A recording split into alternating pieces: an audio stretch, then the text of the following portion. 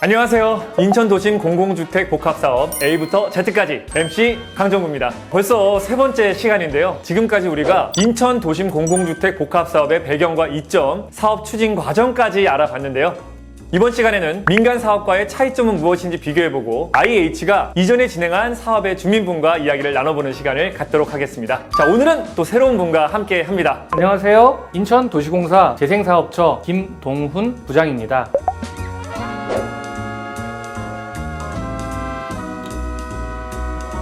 오늘은 이렇게 사업을 진행하고 계시는 부장님께서 직접 나와주셨습니다. 도심 공공주택 복합사업을 위해 힘써주시는 부장님과 함께 이야기를 나눠보게 되다니 이번 시간은 보다 생생한 이야기를 기대해 보겠습니다. 주민분들이 쉽게 이해할 수 있도록 최선을 다하겠습니다.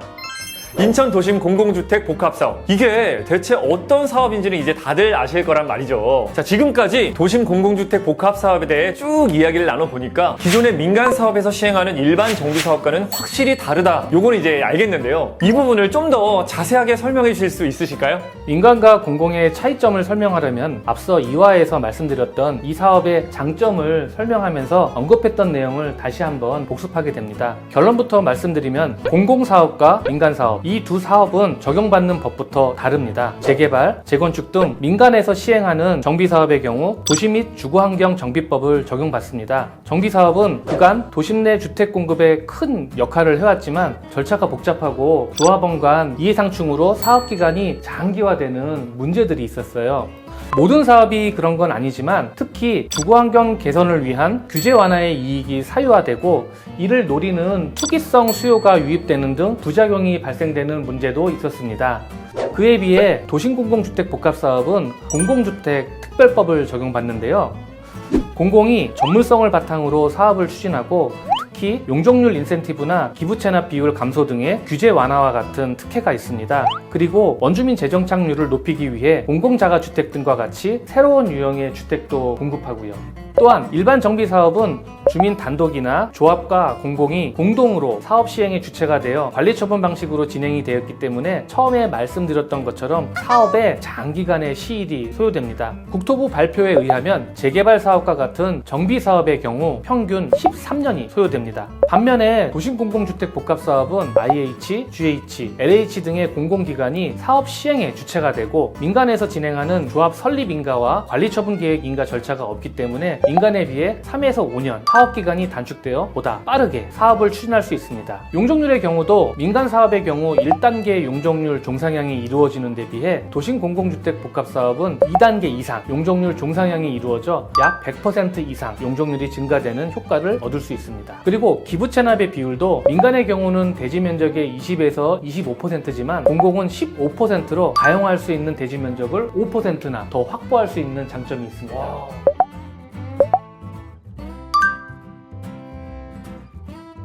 그러면 공공에서 개발 지구를 지정하게 되면 주민들은 일반 수용 방식으로 동의 없이 그냥 막 내쫓기게 될 수도 있다는 건가요? 아닙니다. 전혀 그럴 일은 없어요. 수용 방식이라고 해서 주민분들이 오해하실 수 있는데 전혀 그렇지 않고요. 공공이 예정지구를 지정한다고 해도 주민의 3분의 2 이상이 동의하지 않으면 사업 시행이 불가능하기 때문에 절대 동의 없이 시행되는 일은 없습니다. 주민분들의 의지가 반영된다는 게 가장 중요한 부분이에요. 예정지구 지정 후 1년 안에 주민 동의 3분의 2 이상을 확보하지 못하면 이 사업은 바로 해제됩니다. 그렇다면 사실 주민의 입장에서는 이 사업이 진행된다면 가장 궁금한 부분은 또 재산 문제일 것 같습니다. 내가 이 사업에 동의를 하고 진행이 된다면 추후에 어떤 걸 돌려받게 되는지, 그리고 이게 기존 사업 방식이랑 뭐가 대체 다른 건지 설명을 좀 부탁드릴게요. 도심공공주택 복합사업에서는 현물선납이라는 방식이 도입됐어요. 기존 정비사업에는 관리처분이라는 방식이 있었기 때문에 사업이 종료될 시점인 약 6에서 7년 후에나 얼마를 받거나 내겠구나를 확정적으로 알 수 있었다면 이 현물선납 방식은 복합사업계획 승인 후 보상 협의 과정에서 환급액 또는 분납액을 확정하기 때문에 변동성이 없어 토지 등 소유자 입장에서는 안정된 사업임을 알 수 있습니다. 소유권을 공공이 미리 넘겨받는 만큼 사업은 훨씬 빠르고 투명하게 진행됩니다. 이렇게 설명을 또 들으니까 도심공공주택 복합사업 동의 안 할 이유가 전혀 없겠는데요. 자, 그렇다면 과거에 IH에서 진행한 사업 대상지의 주민분을 모시고 직접 경험하신 이야기를 들어보는 시간을 가져보겠습니다. 자, 안녕하세요. 먼저 자기소개 부탁드립니다. 안녕하십니까. 저는 도시아 부평 센트럴시티 주민대표회의 위원장 이찬구입니다. 이 IH가 진행한 사업의 주민대표회의 위원장님께서 나오셨습니다. 위원장님, 더샵 부평 센트럴시티 주택 건설 사업은 언제부터 시작이 되었나요? 이 사업은 정말 어려운 사업이었습니다. 이 사업은 사실은 1995년부터 시작한 것으로 봐야 합니다. 1995년부터 사업에 대한 홍보 그리고 주민들의 의견 수렴 등 3년간 진행되다가 LH 측에서 사업성이 없다 하는 이유로 사업을 포기했던 것이 1차고요. 그리고 이번 2차도 저희 기억으로는 2005년부터 홍보, 주민들의 의견 등을 파악하는 것을 시작해서 사업 시행인가, 시장물 조사까지 진행하다가 LH 측의 사측 사정으로 투자 사업은 안 한다 하는 사측의 방침에 따라서 사업 진행이 중단 상태, 그 상태까지 가다가 2015년 IH로 사업 시행인가가 변경됨으로써 본격적으로 추진되기 시작했어요. 이 사업은 사실 우리 주민들 입장에서는 30년 수건 사업입니다, 이게. 그런 어려움이 있으셨군요. 이 사업이 시작되기 전 그때 모습은 어땠습니까? 여기가 예전에는 달동네 혹은 철고촌이라고 불렀습니다. 주거 환경이 아주 열악한 곳이어서 몇 가지만 제가 말씀드리자면요. 교통은 이곳이 동인천에서 십정동까지 일개 노선만 있었습니다. 상수도 상태는 개별 상수도도 있었지만은 공동수도를 이용한 분들이 있었어요. 도로 사정을 보면요, 도로가 협소해서 소방차가 진입하기가 굉장히 어려운 도로였고요.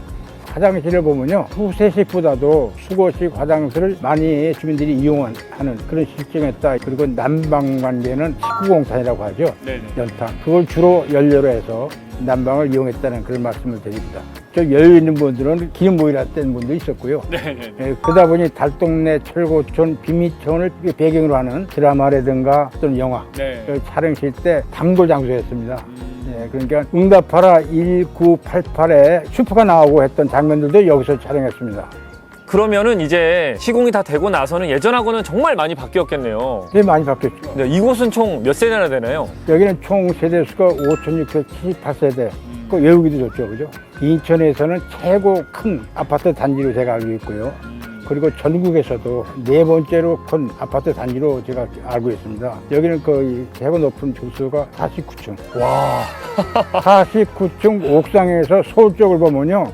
날씨가 좋은 날은 남산도 보이고. 그럼 인천이니까 앞바다도 훤하게 잘 보이겠네요. 인천 아파트 쪽을 보면 또 이렇게 훤히 보입니다. 조망권이 아주 좋습니다. 육산 빌딩도 보인다고 하는데요. 저는 아직 육산 빌딩은 보지 못했습니다. 이 사업을 IH가 시행을 했는데 위원장님이 보시기에 어떠세요? 만족하시나요?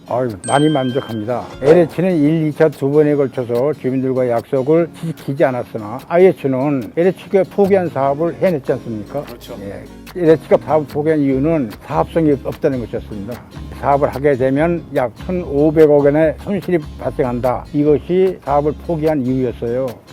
LH 때보다 여건이 사실 좋아지긴 했으나 IH는 처음부터 조건이나 리스크를 내세우지 않았고 전체 주민들의 생각은 제가 자세히는 모르지만은 저는 저 나름대로 IH가 시행한다 했을 때 믿음이 갔고 또 현장에 나오는 IH 직원들을 보면 하겠다는 의지가 강해 보였습니다. 그리고 관리 처분 방식에서는 도저히 수용하기 어려운 주민들의 의견을 수용해 줬을 뿐만 아니라 분양가가 주변에서 제일 저렴하게 책정됨으로써 주민들의 부담을 크게 줄여줬다는 데서 만족합니다.